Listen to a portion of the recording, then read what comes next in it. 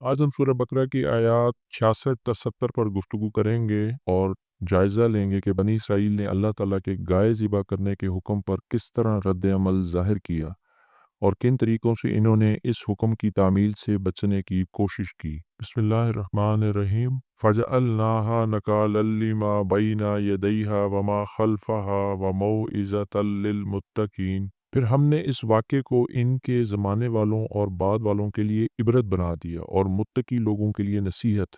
So we made it a warning for the people of their time and for the succeeding generations and a lesson for the God-fearing। जैसा कि पिछली video में हमने जिक्र किया था कि बनी इसराइल में से एक गिरोह ने सब्त के हुक्म की खिलाफ वर्जी की। इस मुकद्दस दिन में मछली का शिकार मना था, लेकिन सच्ची इताअत के बावजूद उन्होंने चालाकी इख्तियार की और जुम्मे के दिन जाल बिछा देते थे या किनारे पर गड्ढे खोद देते ताकि सब्त के दिन जब मछलियां कसरत से आती तो खुद ही उनमें फंस जाती। फिर इतवार को उन्हें निकाल लेते और कहते कि सब्त के दिन शिकार नहीं किया गया। ज़ाहरी तौर पर तो वो लोग अल्लाह के हुक्म की पाबंदी कर रहे थे, मगर हकीकत में इसकी रूह को तोड़ रहे थे। इस दानिस्ता चालाकी के नतीजे में उन पर अल्लाह का सख्त अज़ाब आया। फिर इस वाक़े को उस ज़माने के लोगों और बाद की नस्लों के लिए इबरत और अहले तकवा के लिए नसीहत बना दिया गया।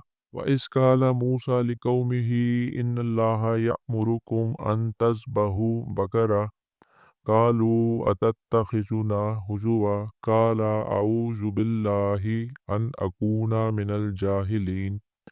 और जब मूसा ने अपनी कौम से कहा, अल्लाह तुम्हें हुक्म देता है कि एक गाय ज़िबा करो, तो उन्होंने कहा, क्या तुम हमसे तमस्खर करते हो? मूसा ने कहा, मैं अल्लाह की पनाह मांगता हूँ कि मैं जाहिलों में से हो जाऊं। And recall when Moses said to his people, Allah commands you to sacrifice a cow. They said, do you take us in ridicule? He replied, I seek refuge in Allah from being among the ignorant। बनी Israel को साफ हुक्म दिया गया कि एक गाय ज़िबा करें। ये महज एक जानवर का मामला नहीं था। गाय को इनके माशरे में रफ्ता रफ्ता बहुत ज़्यादा तकद्दुस हासिल हो चुका था, जो इर्द गिर्द की मुशरिक रिवायात से मुतासर था।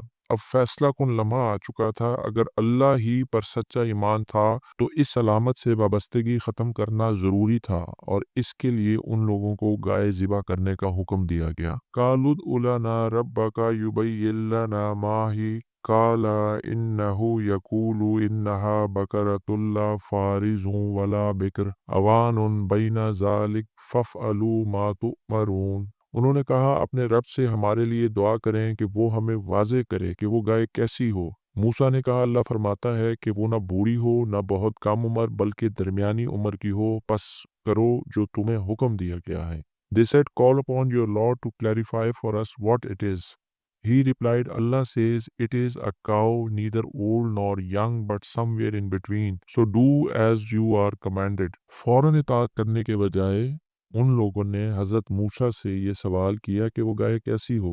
ये सवाल दरअसल उन लोगों की हिचकिचाहट की अलामत था। हुक्म मानने के बजाय तफसीलात पूछी गईं, शायद इस उम्मीद में कि मामला मुश्किल हो जाए या फिर सिरे से ही टल जाए और उनको गाय ही ज़िबा ना करनी पड़े। कालुद उलना रब्बका युबय्यिन लना मा लौनुहा काला इन्नहु यकूलु इन्नहा बकरतुन सफ़राउ फ़ाकिउल लौनुहा तसुर्रुन नाज़िरीन। उन्होंने कहा, अपने रब से दुआ करो कि हमारे लिए वाज़े करे कि इसका रंग कैसा हो।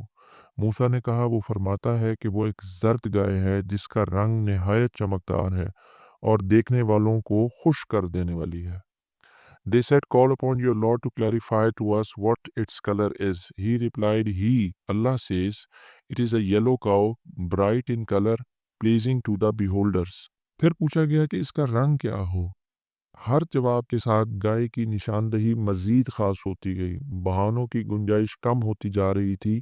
जो हुक्म आसान था वो बार बार सवालात पूछने पर पेचीदा होता गया। कालुद उलना रब्बका युबय्यिन लना मा हिया इन्नल बकरा तशाबह अलैना व इन्ना इंशाअल्लाहु लमुहतदून। उन्होंने कहा, अपने रब से दुआ करो कि हमारे लिए वाज़े करे कि वो कैसी है, क्योंकि गायें हमें एक जैसी दिखाई देती हैं और अगर अल्लाह ने चाहा तो हम ज़रूर हिदायत पाने वालों में से हो जाएंगे। They said, call upon your Lord to clarify for us what it is। Indeed to us all cows look alike, and indeed if Allah wills we will be rightly guided। پھر بھی ان لوگوں کا اطمینان نہ ہوا اور انہوں نے مزید وضاحت طلب کی۔ حکمت عملی واضح تھی کہ سوالات کے ذریعے تاخیر کی جائے، لیکن ہر نئی شرط نے حکم کو مزید محدود کر دیا۔ آج کی آیات ہمیں بنی اسرائیل کے طرز عمل کی واضح تصویر دکھاتی ہیں کہ کس طرح انہوں نے سب کے معاملے میں حکم کی روح کو توڑ کر ظاہری اطاعت کا سہارا لیا اور پھر گائے ذبح کرنے کے صاف حکم پر فوری عمل کے بجائے مسلسل سوالات، تاخیر اور بہانے اختیار کیے، جس سے آسان حکم خود ان پر مشکل بنتا چلا گیا ہے۔ ان واقعات سے یہ سبق ملتا ہے کہ اللہ کے احکام کے ساتھ چالاکی دراصل ایمان کی کمزوری کی علامت ہے، جبکہ حقیقی اطاعت وہ ہے جو خلوص، سادگی اور مکمل سپردگی کے ساتھ بغیر غیر ضروری سوالات کی جائے، ورنہ انسان خود اپنی ہچکچاہٹ سے آسان راستے کو مزید پیچیدہ اور مشکل بنا لیتا ہے۔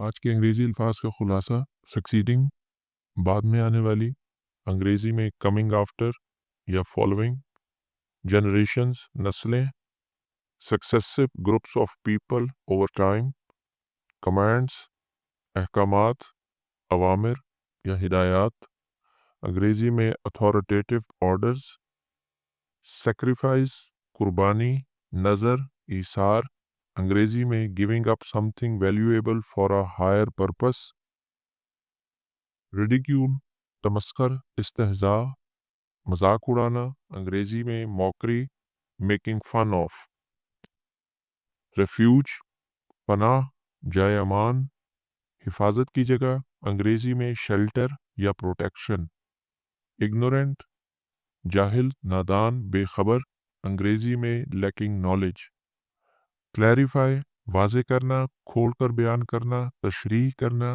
انگریزی میں ٹو میک کلیئر یا ریموو کنفیوژن،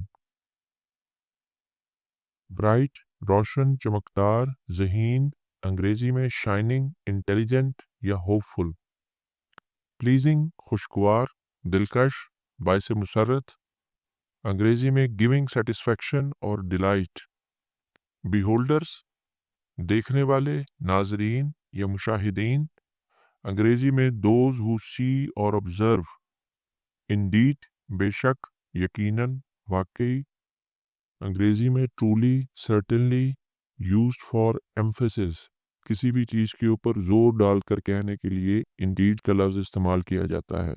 ایمفیسس کا مطلب ہے زور ڈالنا۔ الائک ایک جیسے، مشابہ یا ہم شکل، انگریزی میں سملر یا دا سیم،